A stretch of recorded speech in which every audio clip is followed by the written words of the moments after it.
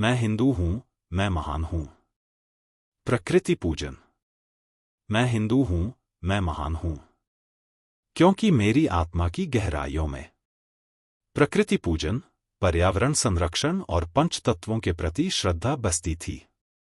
वेदों में कहा गया, माता भूम्यः पुत्रोः पृथिव्याः, पृथ्वी मेरी माता है, मैं उसका पुत्र हूं। उपनिषदों में सिखाया गया कि वायु, अग्नि, जल, आकाश, पृथ्वी ये पंच महाभूत देवस्वरूप हैं।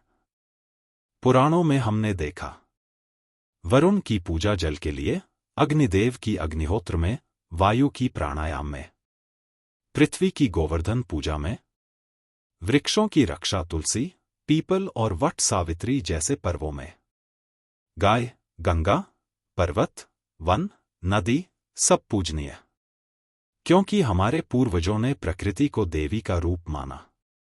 जब ऋषियों ने कहा, यथा पिंडे तथा ब्रह्मांडे, जैसा शरीर में वैसा ही ब्रह्मांड में, जब समाज ने मिलजुल कर वृक्षारोपण, यज्ञ, व्रत, त्योहार, नदी संरक्षण जैसी परंपराओं का निर्माण किया, तब मैं गर्व से कह सकता था, मैं हिंदू हूं, मैं प्रकृति पूजन से परिपूर्ण हूं।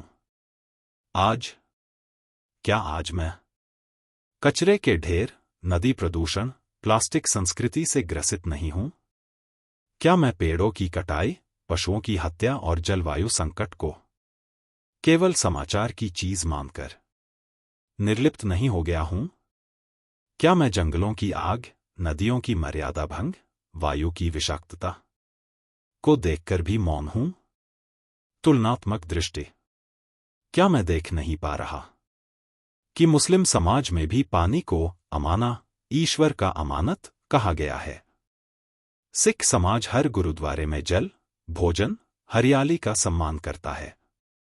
ईसाई समाज में गॉड्स क्रिएशन को संरक्षित करने का सिद्धांत है।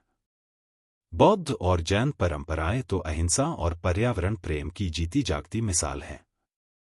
और मैं कूड़ा फेंकने, नालियां गंदा करने, जमीन बेचकर जंगल काटने में गर्व महसूस करता हूं। आवाहन। क्या मुझे अब अपने मन और जीवन शैली की शुद्धि नहीं करनी चाहिए? क्या मुझे फिर से प्रकृति के प्रति श्रद्धा, संवेदना और सेवा को अपने आचरण, व्यवहार और समाज में प्रतिष्ठित नहीं करना चाहिए?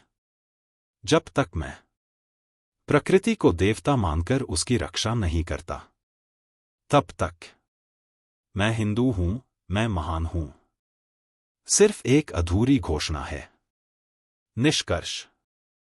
तो आओ फिर से गाए, वृक्षाय नमः, गंगे च यमुने चैव, और अपने भीतर प्रकृति पूजन की उस खोई हुई चिंगारी को फिर से अग्निज्वाला बना दे, जिससे यह समाज फिर से स्वच्छ, पवित्र और संतुलित जीवन की ओर अग्रसर हो सके। धन्यवाद। मदन मोहन।